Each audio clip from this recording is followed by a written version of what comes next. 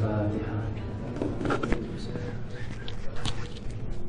بسم الله الرحمن الرحيم. الحمد لله رب العالمين الرحمن الرحيم مالك يوم الدين إياك نعبد وإياك نستعين اهدنا الصراط المستقيم صراط الذين أنعمت عليهم غير المغضوب عليهم ولا الضالين آمين.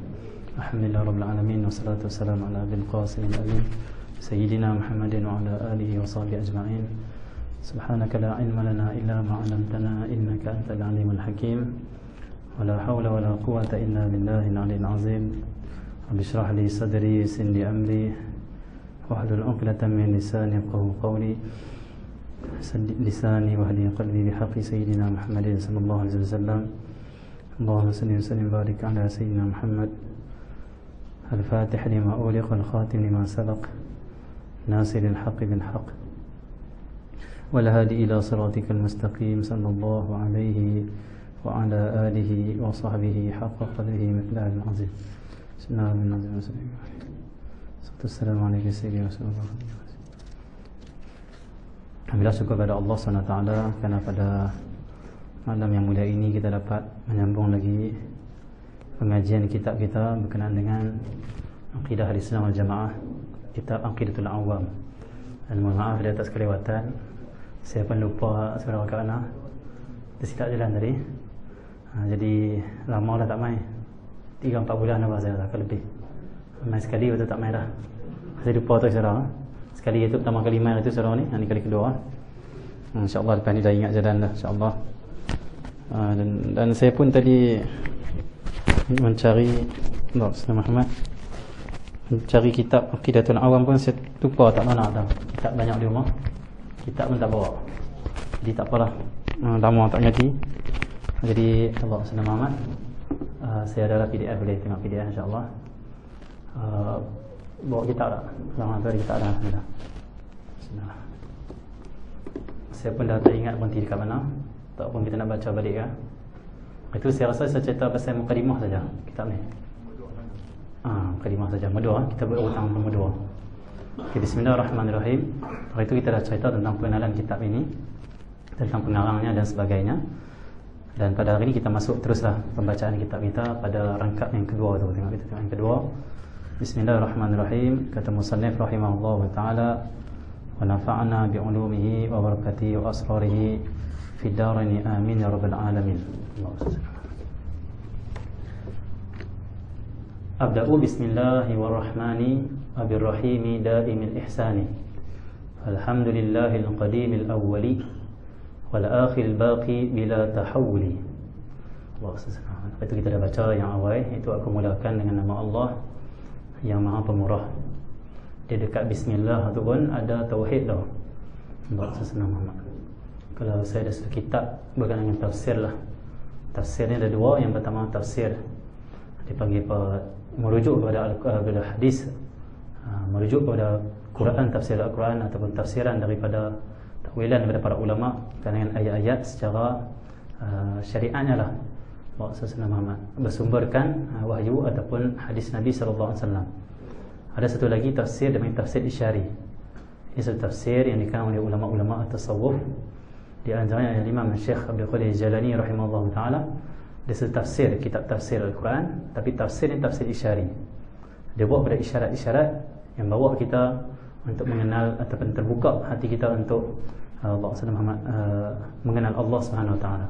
Jadi ada satu kitab tafsir tu saya ada, itu dapat ada guru juga, guru bagi ijazah, dia bagi suruh baca lah. Dalam tu ada berkenaan tafsir surah Al-Fatihah.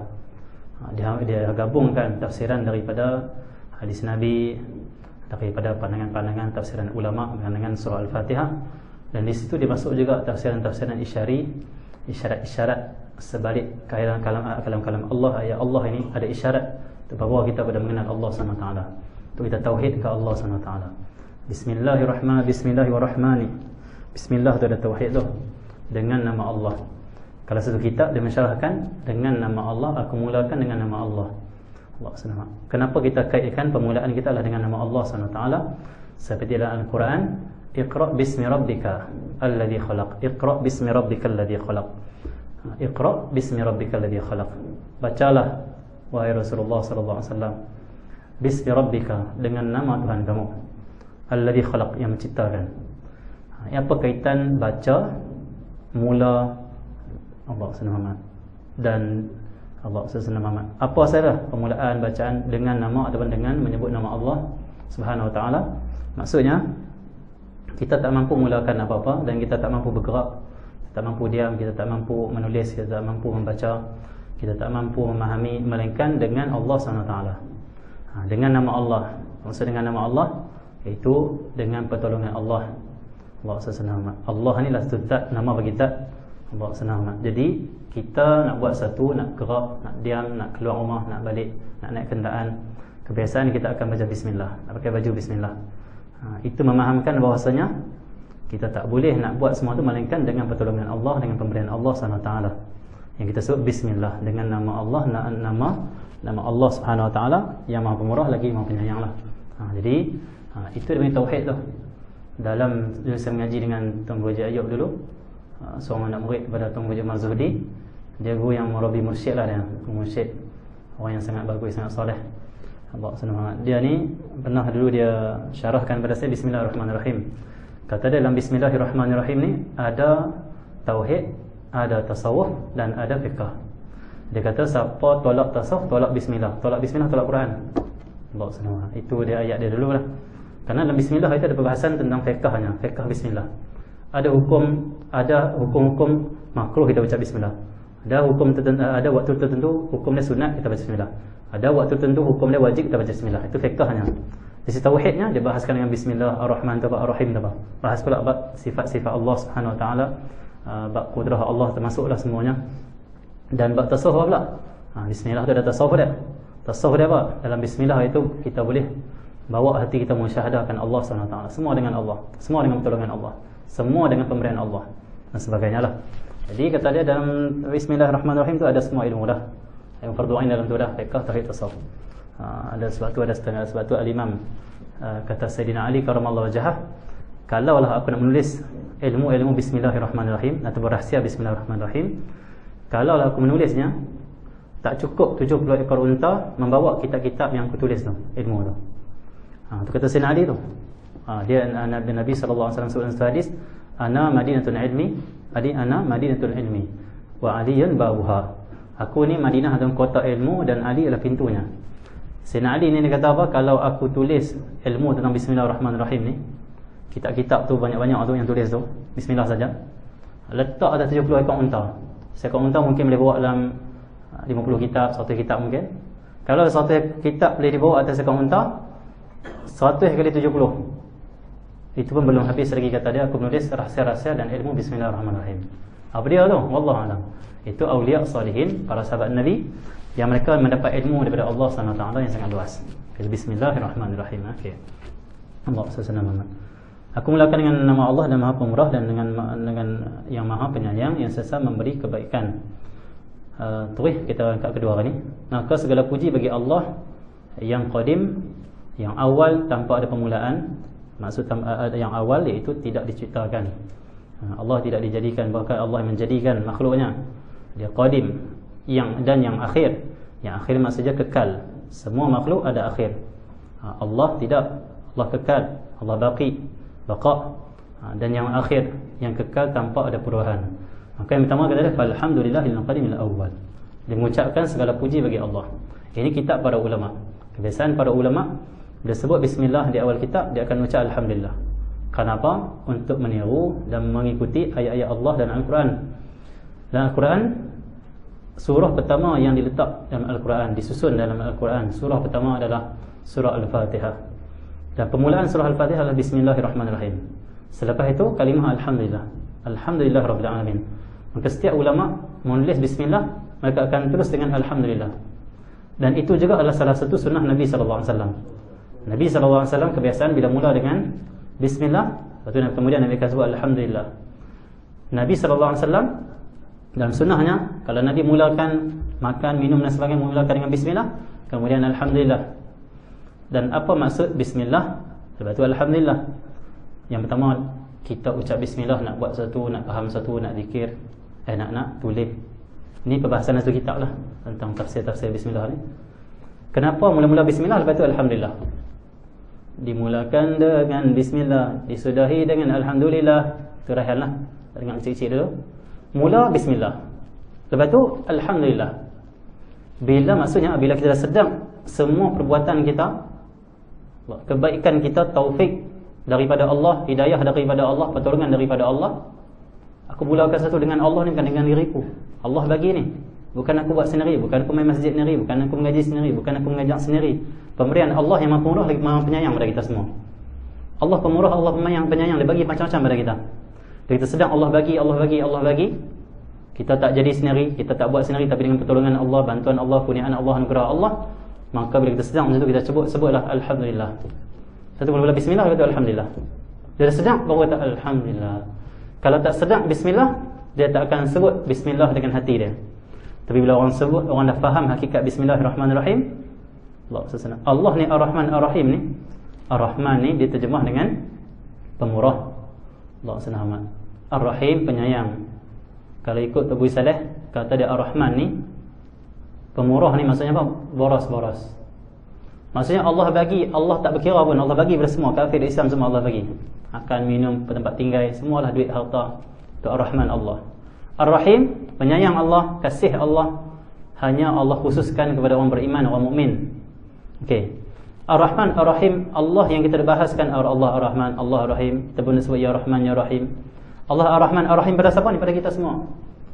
Dengan kita melihat ciptaan kita, Allah cipta kita, kita melihat apa yang Allah bagi pada kita, maka bila kita sedang Allah tu bersifat pada kita dengan Ar-Rahman Ar-Rahim, maka barulah timbul alhamdulillah rabbil alamin. Alhamdulillah.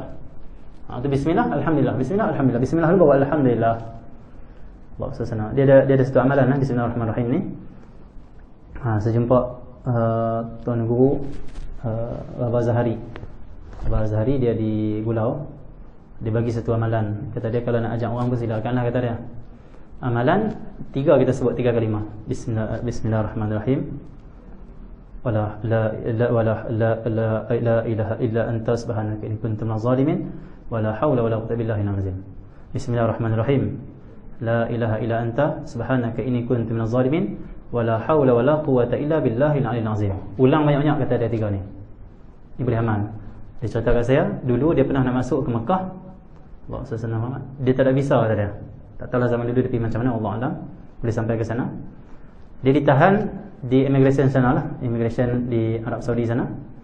Bila dia kena tahan, dia tunggu apa dia nak kenal. Waktu tu dia ingat ada satu amalan, mungkin dapat pada guru lah, sanad pada gurunya. Dia amalkan amalan ni. Bismillahirrahmanirrahim. La ilaha illa anta subhanaka inni kuntu minaz zalimin. Wala haula wala quwwata illa billahil 'aliyyil 'azim. Bismillahirrahmanirrahim. Ulang banyak-banyak dia kan zikir. Kata dia tak lama, dia main-main, dah masuk lah. Dia tak kacau pun, visa tak ada. Kita nak pergi Arab Saudi kena ada visa. Dia masuk tanpa visa, pergi saja. Dengan berkat amalan Bismillahirrahmanirrahim, la ilaha illa anta subhanaka inni kuntu minaz zalimin, wala haula wala quwwata illa billahil 'aliyyil 'azim. Allah lepaskan dia. Itu salah satu yang dia tengok jelas yang Allah bagi pada dia.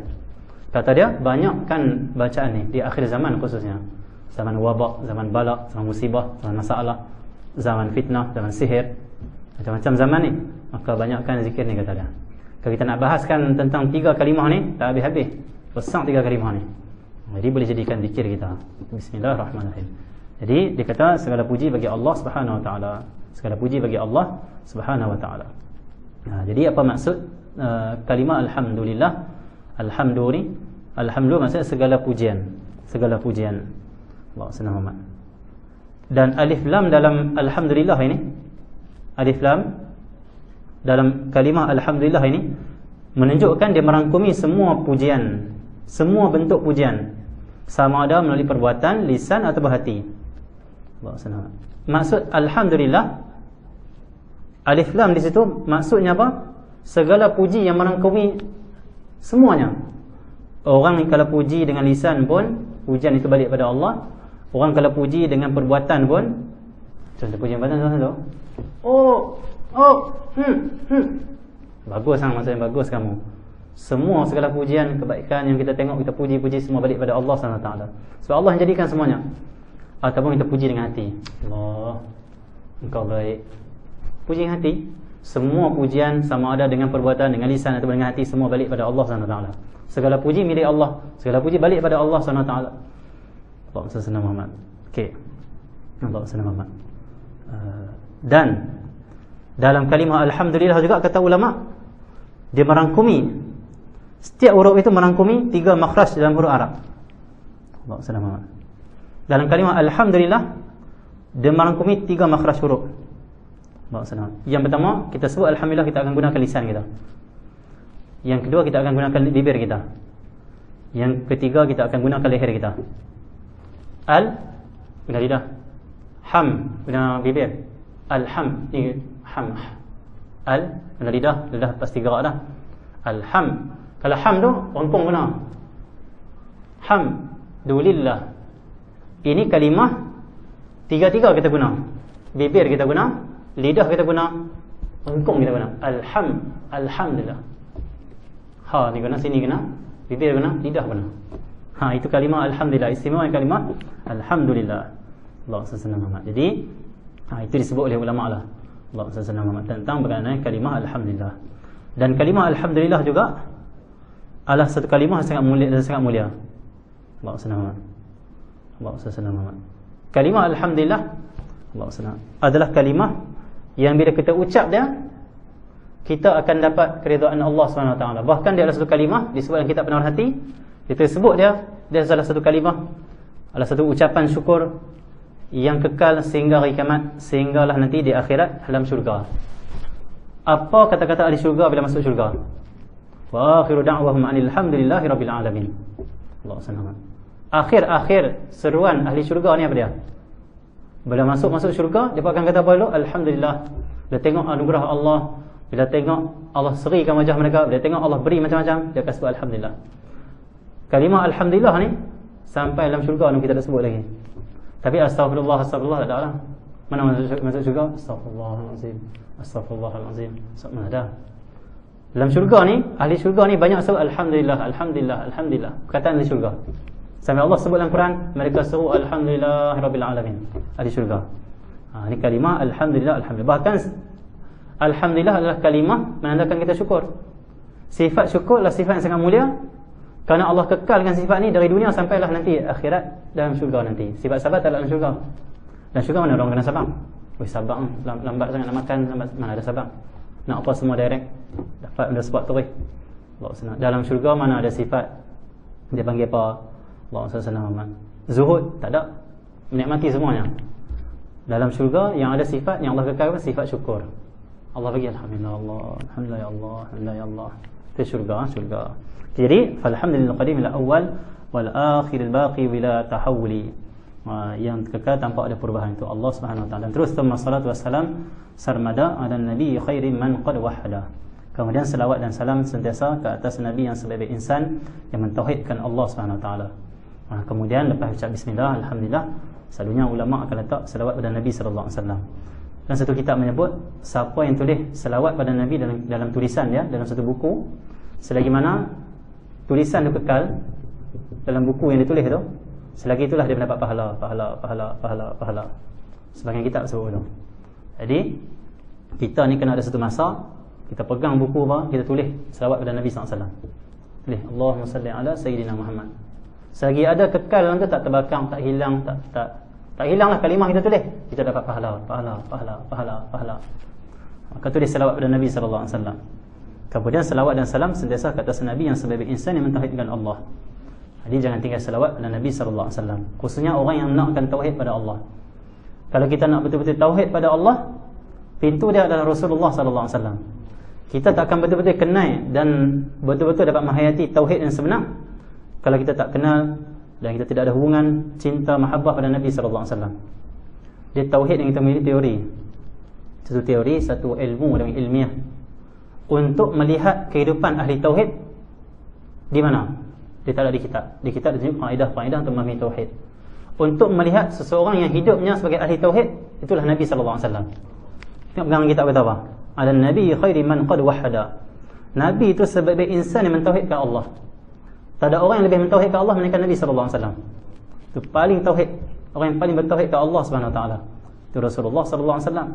Allah SWT. Jadi selawat pada Nabi. Dengan selawat pada Nabi SAW juga, khususnya di akhir zaman, Allah akan sucikan, bersihkan hati kita. Kita kalau nak tauhid pada Allah, kena ada hubungan dengan Nabi SAW. Nak faham tauhid, kena ada hubungan dengan Nabi SAW. Allah SWT. Kenapa? Kehidupan Nabi seluruhnya menunjukkan pada tauhid. Seruan Nabi menunjukkan pada tauhid. Akhlak Nabi menunjukkan pada tauhid. Kalau kita menghayati kehidupan Nabi, kita banyak selawat pada Nabi hingga timbul cinta, kita akan memahami betul-betul hakikat tauhid. Nabi SAW, dia dikutuk oleh orang, apa Nabi buat? Nabi kutuk balik? Tak kutuk. Kerana itulah ahli tauhid. Ciri-ciri ahli tauhid, bukan orang mengaji tauhid ni, ahli tauhid betul. Mengaji tauhid lain, mengaji tauhid ni mengaji kaedah untuk memahami tauhid. Ahli tauhid lain, betul-betul tauhid di hati dan dengan Allah SWT. Ahli tauhid lah Rasulullah. Tengok Rasulullah SAW dikutuk, dicaci, dimaki, tak dibalas. Tak balas dia. Kenapa tak balas? Sebab jawapan dia adalah dia ahli tauhid. Kan kita mengaji tauhid Allah tu qudrah. Kalau terjemah kalau pada perkuasa lah. Perkuasa. Maha berkuasa. Allah SWT. Perkuasanya Allah SWT, Allah menciptakan alam ini. Apa dalil Allah berkuasa? Apa dalil Allah ada sifat berkuasa tu? Apa dalilnya? Wujudnya kita dan juga alam ini. Dan akal tak boleh menafikan Allah itu ada sifat qudrah, dan akal tak boleh terima bahawa Allah tak ada sifat qudrah. Kenapa? Dalil dan bukti dah ada. Adanya kita ni. Adanya kita, dalil jelas Allah Maha Kuasa, dia cipta kita semua. Maka Nabi SAW, dia memandang makhluk adalah ciptaan Allah. Yang kedua, Nabi memandang Allah tu ada qudrah, Allah ada iradah. Allah juga dia sifat berkehendak. Ada terjemah dalam kitab lain, berkehendak, Maha berkehendak. Kehendaknya Allah SWT pada siapa? Pada makhluk dia. Dia ta'aluk dia. Allah SWT, dia jadikan makhluk, bahkan apa yang akan terjadi pada makhluk itu ciptaan Allah SWT. Itu aturan Allah SWT yang penuh dengan hikmah. Nabi SAW lihat orang yang maki dia, orang yang kata pada dia, dia pandang ni ujian daripada Allah. Hakikat ini adalah ujian Allah kepada aku. Kalau aku maki balik, maka aku maki ujian Allah, aku maki takdir Allah, bukan aku maki orang ni. Nabi hati yang mentauhidkan Allah sehingga dia tak nampak makhluk itu buat sesuatu dengan sendiri dia. Tapi terjadinya sesuatu pada makhluk adalah dengan Allah, dengan pemberian Allah, anugerah Allah ataupun kuasa Allah SWT. Satu ahli tauhid tak pernah maki orang. Tak pernah maki orang. Dia Tok Wan saya, Cik Amli ada mengaji dengan Tok Wan saya kot, Salam Amli. Saya jumpa baru ni, kalau Cik Amli kenal, Mi Toyol orang panggil dia, Mi Toyol. Jadi KL. Dia mainlah pengajian saya baru ni di Darul Islam Tengah. Saya memang lepas ngaji, saya memang dia tak ngaji dengan Tok Wan baru. Dia kata satu yang dia ingat, Tok Wan ajak kata dia, Ustaz Ramli. Ustaz Ramli ni Taman Wira ni, Tok Wan lah tu. Dia orang kenal yang Tugu Silat lah, ngajak kitab juga lah. Jadi Ustaz Ramli ni kata, Abang Mi kita ni, dia kata yang satu dia ingat. Banyak dia ingat, satu yang paling ingat. Dulu dia pernah berjalan dengan Ustaz Ramli, kata dia. Jalan-jalan, dia nampak ada seorang, dia tak tahu di Taman Wira ke di mana, dia jalan dengan Ustaz Ramli. Ada seorang ni memang terkenal lah di tempat tu. Dia ni perempuan yang dia panggil pelacur lah, minta maaf sebut, tak bagus lah. Dia kutuk, apa ni pelacur ni. Tuan saya marah. Dia kata, kenapa orang kata dia tu? Tak boleh kata macam tu, kata dia. Tak boleh, celah dia. Cuba Allah takdirkan mak kau jadi pelacur, kau nak kata apa? Kau nak celah mak kau? Dia kena ayat tu, dia ingat sekarang ni, kata dia. Jangan celah dia. Cuba kalau Allah takdirkan mak kamu sendiri dia pelacur, macam mana? Saya ni tegur dia. Allah SWT.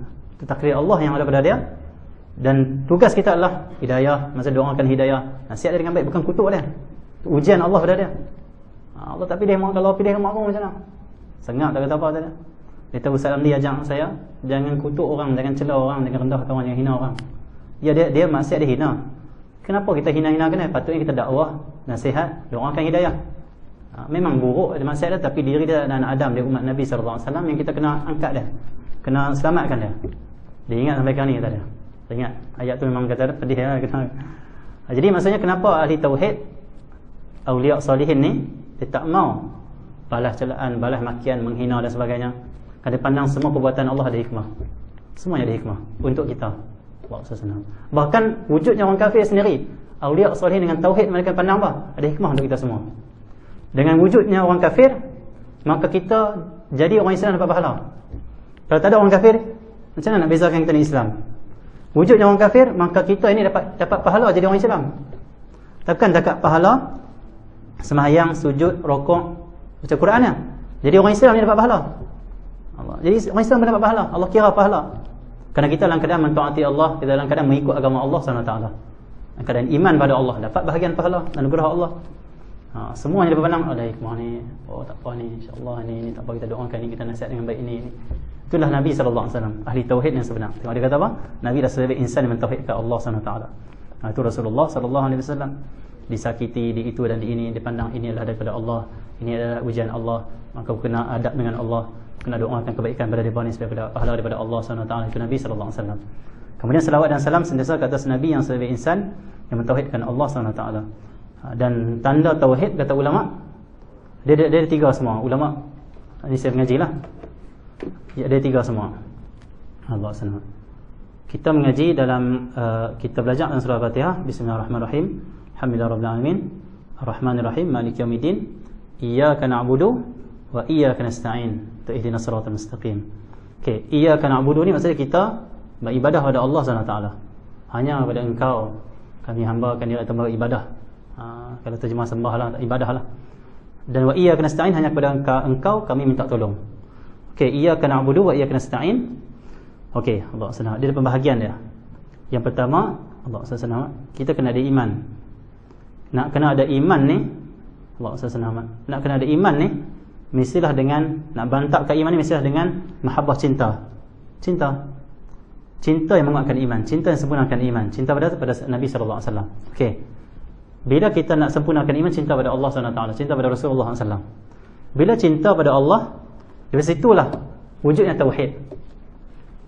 Kerana bila kita cinta pada Allah, kita akan agungkan Allah. Kita cinta pada Allah, kita akan setia pada Allah. Kita cinta pada Allah, kita akan kenal Allah SWT.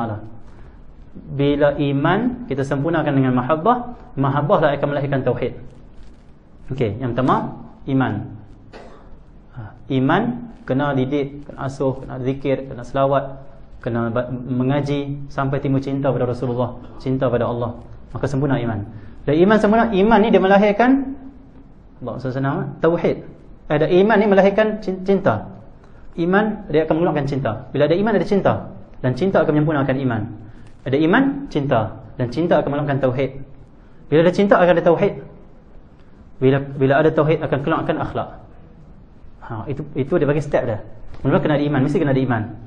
Lepas ada iman, mantapkan iman, sempurna iman. Daripada iman itulah akan munculnya mahabbah, cinta. Iman, cinta, tauhid. Tauhid akan keluarkan akhlak.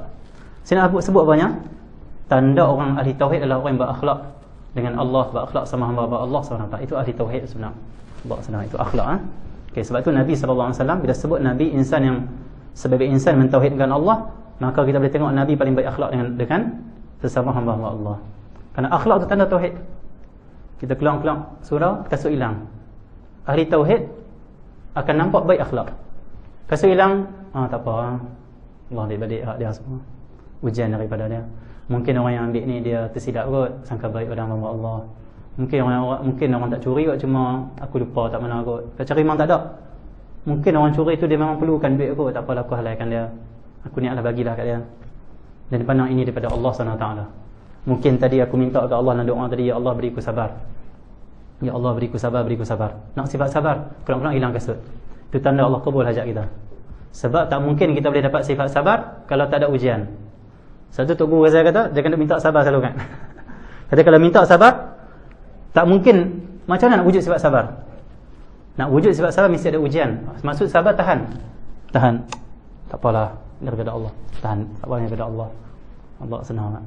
Jadi Allah senang. Kadang-kadang kita minta, ya Allah bagi aku hamba yang sabar. Ja'alna minas sabirin.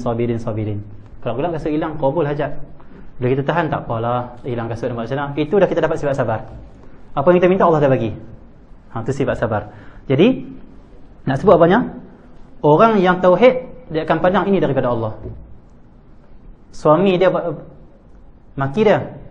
Ada seorang guru saya, ada seorang isteri lah, suami dia tak bagus lah perangai. Dia pergi jumpa seorang Tok Guru saya, Syekh Hida lah. Dia jumpa Syekh Hida. Dia kata, Syekh, saya nak rujuk Syekh dan minta nasihat ni.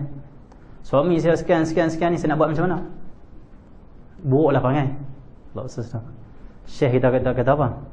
Pertama sekali, kau ni kena terima itu ujian daripada Allah. Itu daripada Allah tu, bukan jadi sendiri. Tak, kalau daripada Allah saya boleh terima, tapi ini suami saya memang jahat. Tu macam mana tu?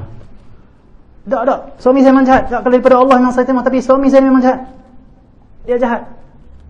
Allah SWT. Macam mana nak ajak?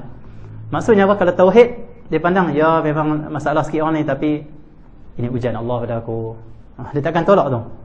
Maka apa yang berlaku, dia akan pandang ini daripada Allah. Kalau dia dapat apa ni, anugerah Allah, akan hilang takabur, akan hilang ujub. Semua pandang daripada Allah, pemberian Allah, anugerah Allah, pertolongan Allah. Itu kalau dia ahli tauhid macam tu, akhlak cukup mulia. Akhlak sangat-sangat mulia. Akhlak mulia. Dan keluarga dan sahabatnya, wali wali'a wa alihi wa sahbihi wa man tabi' sabila dinal haqqi ghaira mubtadi'. Dan keluarganya dan sahabatnya, dan selawat juga pada keluarganya dan sahabatnya. Senang. Diselawat kata keluarga Nabi sallallahu alaihi wasallam dan sahabatnya. Itu sahabat Nabi sallallahu alaihi wasallam. Keluarga Nabi sallallahu alaihi wasallam, kata ulama, yang pertama mereka adalah daripada keturunan, yang termasuk ahlihi ni adalah daripada keturunan Sayyidina Fatimah Rasulullah, Sayyidina Fatimah, Sayyidina Ali, kemuncullah Sayyidina Hasan dan Sayyidina Husain. Dari situlah keluarga-keluarga Nabi sallallahu alaihi wasallam, keturunan Nabi turun Ali. Dan juga termasuk ada dua, Bani Abdul Muttalib dengan Bani Hashim, tak salah. Dua ni adalah dipanggil apa, keluarga termasuk Ahlul Bait Nabi sallallahu alaihi wasallam. Okey. Wa sahbihi, dan sahabat Nabi sallallahu alaihi wasallam. Nanti di akhir zaman kita akan jumpa sahabat Nabi sallallahu alaihi wasallam. Percaya ke tak?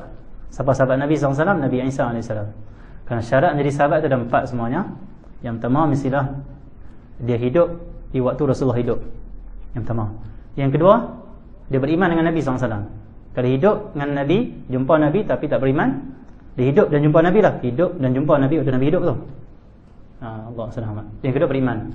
Yang ketiga, Allah SWT, dia mati dalam Islam. Mati dalam Islam. Yang keempat, Allah SWT, dia adalah ahli bumi. 4 syarat Nabi sahabat. Pada atas tadi sebut, yang pertama jumpa Nabi lah, tu hidup. Yang kedua beriman. Yang ketiga mati dalam Islam. Yang keempat ahli bumi. 4 ni ada pada Sayyidina Isa AS, kata ulama. Tapi di zaman ulama sendiri sebut 4 syarat ni cukup pada Sayyidina Isa. Sayyidina Isa jumpa Rasulullah waktu dia hidup. Sayyidina Isa naik ke langit, dia bukan mati, hidup. Dia hidup. Allah SWT. Dan Sayyidina Isa itu kata ulama, dia naik ke langit tu punya lama dah. Dia diangkat ke langit 500 tahun sebelum Nabi SAW diutuskan. Kalau ni 1400 tahun lebih, masa 2000 lebih dah. Lah ni kita dah sambut 2021 kan. Sebagian ulama kata tahun yang ada lah ni 2021, 2022. Ini adalah tahun kelahiran Sayyidina Isa AS. Maksudnya umur Sayyidina Isa lebih kurang 2021 tahun. Dia angkat ke langit. Tapi ada sebagian ulama kata dia tak duduk di atas sana, dia tak rasa pun 2000 tahun, sat saja. Kerana setiap alam, setiap tempat itu perubahan dia, masa dia berubah, tak sama. Okey. Jadi Nabi jumpa dengan Sayyidina Isa waktu dia hidup. Dan waktu Sayyidina Nabi SAW hidup, waktu mana Isra al-Mi'raj. Yang kedua, Sayyidina Isa memang confirm beriman dengan Nabi, mati dalam Islam confirm. Dan dia adalah ahli bumi. Dia ahli bumi, cuma dia angkat, dia tak di langit. Maka kata ulama-ulama, siapa yang bertemu dengan Nabi Isa di akhir zaman, kalau umur kita panjang, kita jadi tabi'in. Tabi'in ni siapa? Orang jumpa Nabi SAW, orang jumpa sahabat Nabi SAW. Ini anugerah Allah pada umat akhir zaman. Siapa jumpa Sayyidina Isa, dia akan jadi tabi'in. Martabat dia tabi'in. Kenapa? Tabi'in itu adalah orang yang ikut para sahabat Nabi, orang yang bertemu dengan sahabat Nabi SAW. Itu darjat yang Allah beri, Allah simpan pada umat-umat yang lepas dengan ujian Dajjal. Nak jumpa Nabi Isa ni, nak ikut Nabi Isa ni, kena lepas ujian Dajjal dulu. Bukan senang. Yang lepas ujian fitnah Dajjal ni, barulah jumpa dengan Nabi Isa dan menjadi pengikut Nabi Isa AS. Bukan senang. Bila selesai Dajjal, Nabi Isa merintah, keluar pula Ya'juj dan Ma'juj, sembunyi pula di bukit Tur Saina dan sebagainya, ataupun Tur Sina. Macam-macam ujian nak ikut Nabi Isa AS. Tetapi darjatnya tinggi. Jadi seorang yang tabi'in macam tu. Itu ulama kata, bukan saya kata. Sebab Sayyidina Isa cukup syarat untuk menjadi sahabat Nabi SAW. Dan dia juga adalah seorang Rasul. Seorang Rasul dan seorang sahabat Nabi SAW. Wa alihi wa sahbihi man tabi' sabila dinil haqqi ghairu mubtadi'. Sahabat Nabi dan keluarga Nabi ni, dan mereka yang mengikut jalan agama yang sebenar, tidak bid'ah, dia tahu, tidak bukanlah orang yang bid'ah. Mubtadi' ni bid'ah lah, ditambah-tambah lah dengan urusan agama Allah SWT. Dia alul bid'ah ni bukan macam tahlil tu. Dia tahu ni bid'ah ni tahlil ni, tak. Dalam tahlil tu ada sanad-sanad daripada sunnah-sunnah, ada ayat-ayat daripada syariat yang diturunkan oleh Allah SWT. Ahli bid'ah ni sebenarnya siapa? Orang yang buat satu fahaman yang sangat ekstrim, yang tidak ada di zaman Rasulullah SAW. Contohlah, orang nak tahlil tak mau tahlil pun tak salah. Orang tak mau tahlil, dia kata saya tak mau tahlil pada ayah saya, tak salah apa, ikutlah. Cuma kamu tak nak doa lah pada ayah kamu, ataupun kamu nak doa dengan doa cara lain, terpulanglah. Ada orang kata saya nak buat tahlil, silakan. Ulama dah abang dah, ni sandaran kami, ni sandaran kami, ni sandaran kami. Saya jumpa saya dengan Mufti Madinah. Saya pergi umrah dulu, kawan saya dia mengaji di Universiti Madinah. Ni yang okey lah, yang Universiti Madinah yang okey lah, tak ekstrim lah. Dia kata, jom Ustaz, kita pergi jumpa Mufti Madinah. Saya kata, betul kan Mufti Madinah ni? Besar sangat tu. Jom, dia kata senang sebab tu guru dia bang. Boleh jumpa di pejabat dia dalam Masjid Madinah, Masjid Nabawi. Ni Masjid Nabi, kalau kita masuk dari pintu belakang Masjid Nabi, ni kubah hijau sana. Kalau kita masuk dari pintu belakang ni, bawa senang. Bila kita masuk dalam ni, tengah-tengah ni dia panggil ada kosong, ruang kosong tu. Bawa senang. Sebelum ruang kosong tengah tu, belah kanan ni ada Mufti Madinah di situ. Saya jumpa dia. Jumpa saya memang semua okey, bagus apa semua.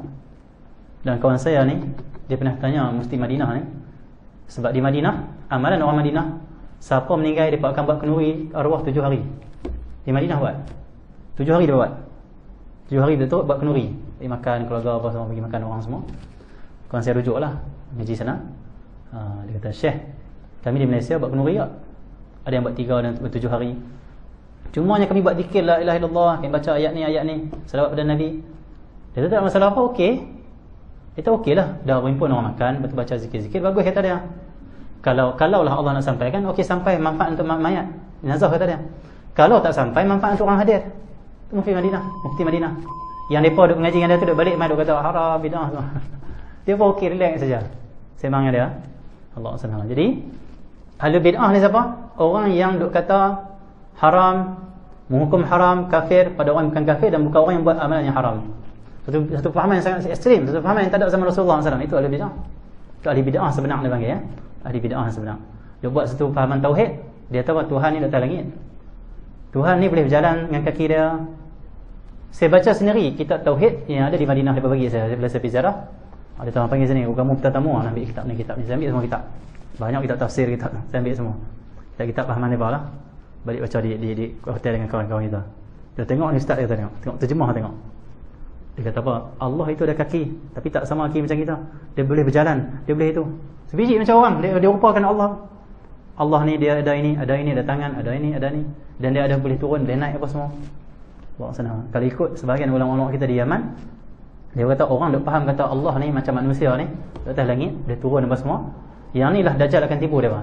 Dajjal akan buat sihir, turun macam di langit, turun macam atas langit dan sana, dan dia akan ikut Tuhan.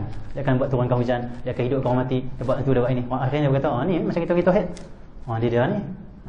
Dari tauhid di sunnah jamaah, akidah di sunnah jamaah tak ada terjemah tu. Allah ni mukhalafatu ta'ala lil hawadith. Orang kita mengaji itulah. Wujud, qidam, baqa'. Terus yang keempat, mukhalafah. Ngaji mukhalafah terus. Mengaji ini, mengaji tentang apa itu Allah SWT Muhammad. Allah SWT Muhammad. Dia panggil Allah SWT Muhammad. Apa itu jirim, apa itu arat. Ngaji semua. Jirim, arat. Ada pula dia panggil jirim yang macam ni, ada jirim yang macam ni. Allah SWT Muhammad. Ngaji semualah. Ada jauharnya. Allah SWT Muhammad. Jadi kita kaji semua makhluk. Saya mengaji dengan seorang tahu tauhid dulu di pondok. Dia kata kita mengaji kita tauhid ni sebenarnya kita kaji makhluk. Bukan kita nak kaji Tuhan macam mana. Kita kaji tauhid bukan kaji Tuhan macam mana. Nak kaji makhluk tu macam mana, supaya kita dapat beza. Tuhan bukan macam ni, Tuhan bukan macam ni, Tuhan bukan macam ni. Oh, ni makhluk ada yang halus ni. Oh, Tuhan tak macam ni. Oh, makhluk ada yang kasar macam ni. Ada arat pula yang menumpang pada, dia panggil jirim tu, apa semua. Benda, ketui benda, ada benda pula tumpang pada dia. Tuhan tak macam ni, Tuhan tak macam ni, Tuhan tak macam ni. Akhirnya apa yang bayang pada fikiran kita akan tolak. Ni bukan Tuhan macam ni. Apa yang terfikir macam cahaya. Cahaya bukan, cahaya tu benda juga, makhluk juga. Akan tolak. Akhirnya kita akan faham lah, Allah tak sama dengan apa pun. Dia macam mana? Wallahu alam. Tapi yang kita rasa agung dia, hebat dia. Kenapa tu? Bukti kebesaran dia ada. Bukti kehebatan dia ada ni. Ciptaan ni apa semua. Jadi sebenarnya kita kaji tu. Dan mukhalafah tu lah. Mukhalafah ni kata sebagian untuk tubuh tauhid ni, saya ngaji dulu. Mengaji mukhalafatu ta'ala lil hawadith ni dapat menyelesaikan masalah tauhid 70%. Hampir 70% masalah tauhid hilang. Hilang lah. Selesai dalam jiwa kita. Bila mengaji tentang mukhalafah. Allah, bersalahan Allah dengan hawadith. Hadis ni itu makhluk-makhluk Allah Subhanahu Wa Taala. Mengaji tu cukup dah sekarang kita faham. Oh, Tuhan macam ni, oh Tuhan macam ni. Tu ahlul bid'ah tu. Akidah dia akidah ahlul bid'ah. Nabi dan sahabat tak pernah bawa akidah macam tu. Alhamdulillah min zalik. Bahaya. Dan keluarga sahabatnya dan mereka yang mengikut jalan agama yang sebenar tidak ditambah-tambah. Nanti kita masuk al-ilahiyat. Ba'du fa'lam wujubil ma'rifah min wajibin lillahi 20 sifah. Dan kemudian maka ketahuilah dengan wajib mengenal daripada wajib bagi Allah 20 sifat. Nanti kita bahas detail lah 20 sifat Allah Subhanahu Wa Taala. Ada orang kata apa ni mengaji 20 sifat? Allah bukan ada 20 sifat. Ya memang betul. Tapi 20 ni nak faham Allah ni. 20 ni asas saya panggil nak faham. Tok Buji Saleh dulu kata, ni 20 ni cukup dah. Kalau mai sifat-sifat lain, mai asma-asma Allah yang lain nak faham tu dah faham dah kata dia. Tak hilang, tak lari dah. Akidah tak salah dah faham tentang Allah Subhanahu Wa Taala. Jadi insya-Allah nanti kita mengaji tentang 20 sifat. Insya-Allah nanti kita baca laju sikit. Dalam satu pengajian atau dua pengajian kita boleh habis ni bab ilahiyah ni. Bab ketuhanan, lepas tu bab masuk bab nubuwah, lepas tu masuk bab anbiya dan rasul. Kitab ni dia ringkas insya-Allah. Sebab saya pun tak ada nak cari kitab saya tadi. Kita punya dobek-dobek tu kena tengok jugalah. Yang ni yang saya baca, yang pernah saya rujuk syarahan dia. Sifat 20 apa semua, tentang qadim, qidam apa semua esok. Nantilah tentang sifat-sifat Allah yang lain. Sebab kita ngaji ni, ngajak ni kena betul-betul amanah. Allah SWT kalau tak bawa kitab, hak dobek kita tak ada, tak usah baca lah maksudnya. Yang saya baca memang saya pernah syarahkan dulu. Yang ni kita kena tengok balik, baca balik. Kita insya-Allah kita akan baca pada masa akan datang. Tok Guru saya kata di Yaman lah. Tok Guru kata, Syekh kita Habib kita kata di Yaman, dia kata apa, kalau kamu nak pergi ngajak kitab, tak murajaah dulu. Hak kamu nak ngajak tu, tak tengok dulu apa semua, kamu dikira khianat kata dia. Tak kamu buat pandai-pandai pula kata. Ni yang saya baca ni, hak saya ingat betul lah, hak saya memang dia pernah syarah. Yang tu kita kena tengok balik. Boleh saya baca tapi tak detail nanti. InsyaAllah semoga kita dapat meneruskan pengajian kita pada bulan depan. Kita mengaji detail sikit tentang akidah ataupun sifat 20 Allah SWT yang wajib kita kenali, yang wajib kita ketahui. Dan semoga kita semua dirahmati oleh Allah, diberkati oleh Allah. Dan semoga kita dapat kuatan untuk banyakkan salat pada Nabi SAW. Saya bersih hati kita untuk mentauhidkan Allah, untuk mensyahadahkan Allah SWT. Wassalamualaikum warahmatullahi wabarakatuh.